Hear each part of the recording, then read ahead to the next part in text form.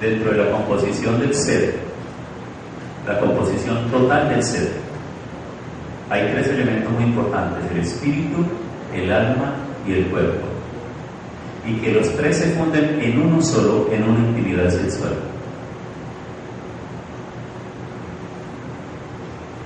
Y que el apóstol Pablo, abordando este tema, recomienda que no se haga ni en términos de prematrimonio, ni en términos de fuera del matrimonio, por las implicaciones graves que va a tener. Listo, ahí sí nos abrió. Entonces yo lo voy a leer, ustedes van mirando solamente las primeras ahí. Antes de leer este mensaje, promete que lo enviarás a otras personas. Avance, por favor. Había una vez una niña llamada Camila. Ella tenía 14 años y esperaba con ansia sus 15 años, en el cual los padres la enviarían a un crucero de quinceañeras. Llegó el día del crucero y ella, muy emocionada, se despidió de sus padres y entró al crucero. Ya instalada, fue a dar un paseo por el crucero cuando encontró el chico más lindo que sus ojos habían visto. Él le preguntó: ¿cómo te llamas? Y ella respondió: Camila. Él le dijo: mucho gusto, Camila, yo me llamo Raúl. Al final del día, Camila fue a su habitación para descansar para el otro día. Cuando despertó y se levantó, vio que debajo de su puerta había una rosa azul y una nota que decía: para la niña más linda que mis ojos han visto, de Raúl. Ella, muy extrañada pero emocionada, empezó a saltar de alegría en su habitación. Cuando Camila bajó al gran salón, allí estaba Raúl. Pasaron todo el día juntos hasta la noche, y Raúl acompañó a Camila a su habitación. Se despidieron con un beso. Eso fue rapidito. Así pasaron 6 días. Cada vez que Camila despertaba, encontraba una rosa azul, hasta que llegó el último día del crucero. Camila estaba muy emocionada porque iba a bailar el vals con Raúl, el cual nunca más lo iba a volver a ver. Cuando todo terminó, Raúl y Camila subieron a la habitación. Y Camila, segura de su amor por Raúl, se entregó a él en cuerpo y alma. Le regaló lo más importante en su vida: su virginidad. Al otro día, Camila despertó y encontró a Raúl. Y no encontró a Raúl, pero había un cofre de plata con unas flores azules talladas y una nota que decía: la pasé muy bien anoche, por favor, abre este cofre cuando estés en casa, Raúl. Cuando Camila llegó a su casa, abrazó a sus padres y de inmediato fue a su habitación recordando el cofre de Raúl. Cuando abrió el cofre, una lágrima rodó sobre su mejilla.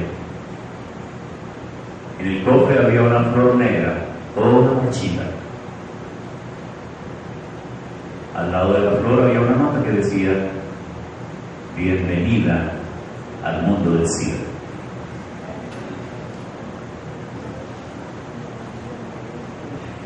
Yo quisiera que los padres estuvieran aquí, porque entre más comodidades los padres tienen, más riesgo sus hijos corren. Y ustedes lo tienen que ver muy bien. No, eso le pasó a esa niña. ¿En Lorica habrá sido? No, eso es para Bogotá, Medellín, Barranquilla. Lorica es un pueblo pequeño y todos nos conocemos. Las estadísticas más altas de SIDA están en Córdoba. Y esto es Córdoba, me les lo quiero. Lo que pasa es que nosotros siempre pensamos que esas enfermedades terribles están muy lejos. No nos pueden tocar ni a nosotros, ni a nuestros familiares, ni a nuestros amigos, ni a nuestros conocidos, ni a nuestros compañeros. Caras vemos, corazones no sabemos. Quería mostrarles esta parte, en la parte introductoria, un mensaje que me pareció muy importante, y en ese trabajo que hago, pues creo que sería valioso mostrárselo a ustedes en la parte introductoria para verlo. Muy bien.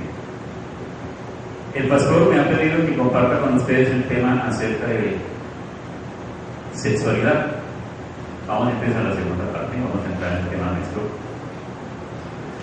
Entonces yo me he remitido a buscar en la Biblia dos personajes por el tema del sexo. O sea, en la Biblia hay sexo desde Génesis hasta Apocalipsis. En todo hay sexo. Las relaciones de los seres humanos siempre están impregnadas de esto. El sexo nos identifica a nosotros, nuestro género se muestra en lo que nosotros hacemos. Es imposible que usted como mujer se levante un día pensando como hombre. Algo mal empezaría a suceder en usted. Y es imposible que usted como hombre empiece a pensar como mujer. Ese es el problema del tercer camino. Es un problema de identidad. No es un problema de sexualidad, es un problema de identidad. Ese es el asunto. Entonces yo busco dos personajes y quiero invitarlos a que miremos el tema la juventud y el sexo. Dos jóvenes, dos perfiles, dos decisiones, dos resultados. ¿Cómo se llama uno de ellos? Sansón. Levanten la mano los que conocen la historia de Sansón. Muy bien. Levanten la mano los que conocen la historia de José. De los dos, la Biblia se ocupa de mostrarnos el perfil de ellos desde su nacimiento. Los dos están llamados para ser personajes muy importantes en la historia. Y vamos a ver qué sucede con ellos. Dos jóvenes, dos visiones, dos llamamientos, dos tentaciones, dos resultados. Miren a Sansón conquistándose a Dalila, y miren a José huyéndole a la conquista de la esposa de Potifar.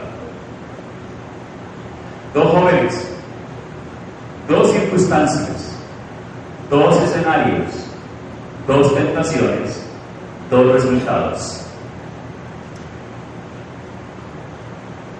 El llamado de Sansón era un llamado para convertirse en un juez muy significativo en el tiempo histórico del pueblo de Israel, cuando habían entrado ya en la tierra prometida, que se llama la tierra de Canaán.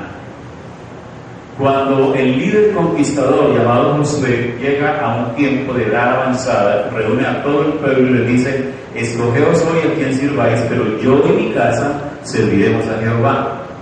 Y cuando Josué muere, no se levanta ningún otro caudillo, y entonces el pueblo empieza a vivir situaciones muy difíciles, y son levantados los que se llaman jueces, que son personajes que durante determinado tiempo están librando batallas, están librando al pueblo de Israel del atropello que tienen los pueblos enemigos.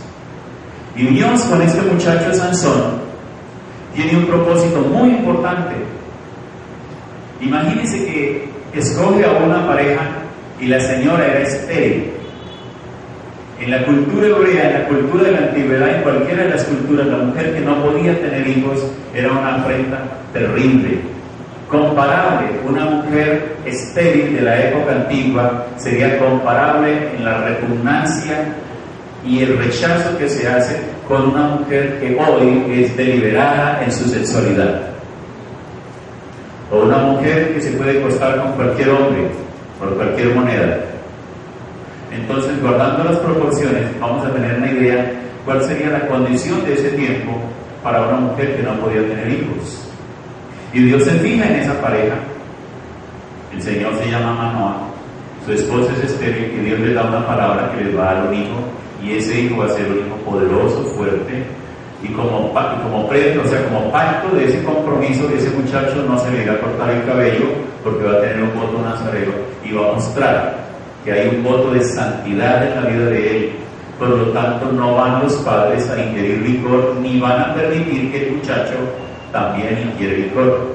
Si quiere el vino, que era la bebida que se tomaba en ese momento. Y se levanta con unos principios, y con un fin, con una visión, con un llamado y con un ministerio. Pero yo quiero que desde ya vayamos nosotros configurando en nuestra mente y en nuestro corazón la importancia del manejo de nuestros impulsos en el tema de la sexualidad. Manejo de nuestros impulsos en el tema de la sexualidad. Pero déjenme hacerles un paréntesis antes de avanzar aquí. Yo soy partidario y le enseño en la iglesia a los muchachos y donde quiera que voy. Los adolescentes no tienen edad para estar enamorados. Porque el noviazgo es una etapa previa al matrimonio. Preguntas que yo les hago a las parejas. Y si las hay esta noche, no me las respondan, pero escríbanlas y guárdenlas. En su proyecto de vida, ¿a qué edad se piensa casar? Primera pregunta. Segunda pregunta, ¿qué es más importante en la vida? ¿Buscar con quién enamorarse o prepararse para la vida? Segunda pregunta. ¿Cuántos años le gustaría de noviazgo para que al cabo de los 5 años o 7 años de noviazgo resulten casándose porque le da pena o le da lástima o le da pesar de la otra persona?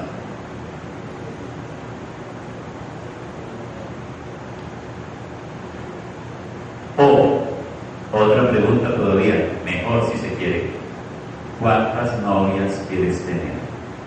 ¿Cuántos novios quieres tener? Y si eres cristiana, ¿quieres ser novia de cuántos de los jóvenes de la iglesia para que todos la tengan en el alma? Y todos sepan que tan rico besa. Y si eres un joven cristiano, entonces ¿qué tan chayán te crees? ¿Cuántas novias quieres tener en tu álbum? ¿Cuántas fotos quieres cargar en tu billetera? ¿A cuántas quieres colgar ahí en el Facebook, en tu red social? Y luego cuando yo voy y le hablo a la gente de afuera, a ustedes estoy hablando en unos términos muy suaves, cuando yo le hablo a la gente de afuera, a los muchachos no cristianos, que tienen unos apetitos desbordados, entonces yo sencillamente tomo a un muchacho y le pregunto, ¿te gustaría encontrar a una mujer que tú fueras el último hombre en llegar a la vida de ella? No. ¿Te gustaría casarse con alguien que ha estado con todos los compañeros de la universidad, los profesores y los vecinos, y luego tú llegas de último y luego te casas con ella? Él me dice no. Entonces, cada uno recibe lo que siembra. Si eres una persona sin límites en eso, no podrás encontrar una persona limpia, pura. Tendrás que encontrar a otro desenfrenado o desenfrenada igual a usted. Y luego le pregunto a la muchacha lo mismo. Y luego le pregunto a la muchacha lo mismo. ¿Te gustaría casarte con el hombre que tú fueras la última mujer a la que él llegara? No me gustaría. Entonces reflexione ahora, ¿dónde puedes encontrar un muchacho limpio y puro? Que tú seas su primera novia y que tú seas la esposa perfecta para él. Dime dónde lo has encontrado. Estaba hablando con una pareja joven, se habían casado. La mamá estaba desesperada y me pidió que fuera a su casa, a su apartamento, a hablar con su pareja, con sus hijos. El hombre estaba a punto de dejarla, desesperado. Y yo le hice una pregunta a él, le pregunté, le dije lo siguiente: ¿cuánto tiempo duraron de novio? Me dijo, 3 meses. ¿Cuánto tiempo la conociste? 3 meses. ¿Dónde la conociste? En una discoteca. Y de una discoteca donde bailaron, rumbearon y salieron a un hotel, ¿surgió un matrimonio? De razón que los matrimonios están como están. Tienes que escribir un proyecto de vida. Entonces confronto a los muchachos. Y yo lo llamo y le digo, ¿cuántos años tienes? 16. Qué bien. ¿A qué edad piensas casarte? A los 26. ¿Quieres durar entonces con Mariluz 10 años de novio? ¿Cómo así? Sí, ¿o cuántas piensa conseguir de aquí a los 26?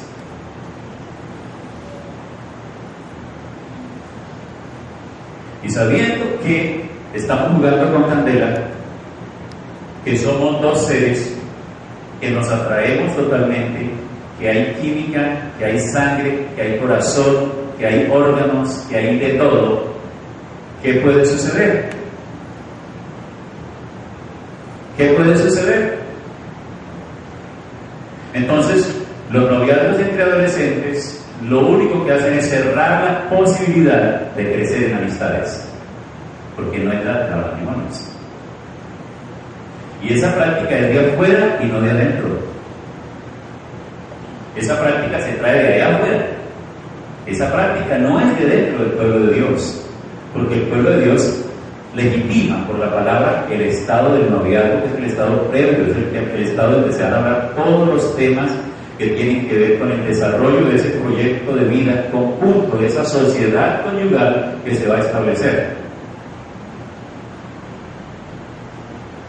Entonces, cuando nosotros empezamos un camino tan largo y lo empezamos temprano, podemos hacer cosas locas en el camino.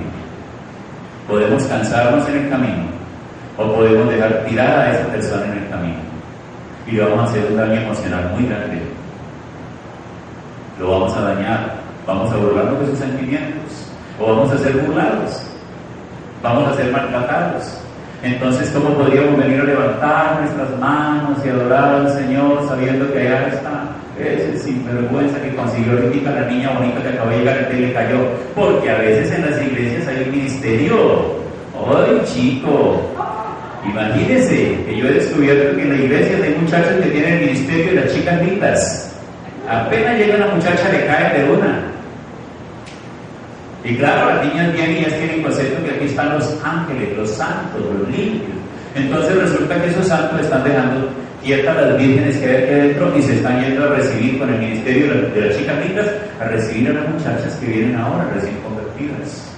No las dejan madurar, no las dejan conocer al Señor, no las dejan entender la diferencia entre el amor de Dios y el amor de un hombre, y por eso se enamoran del muchacho y la iglesia.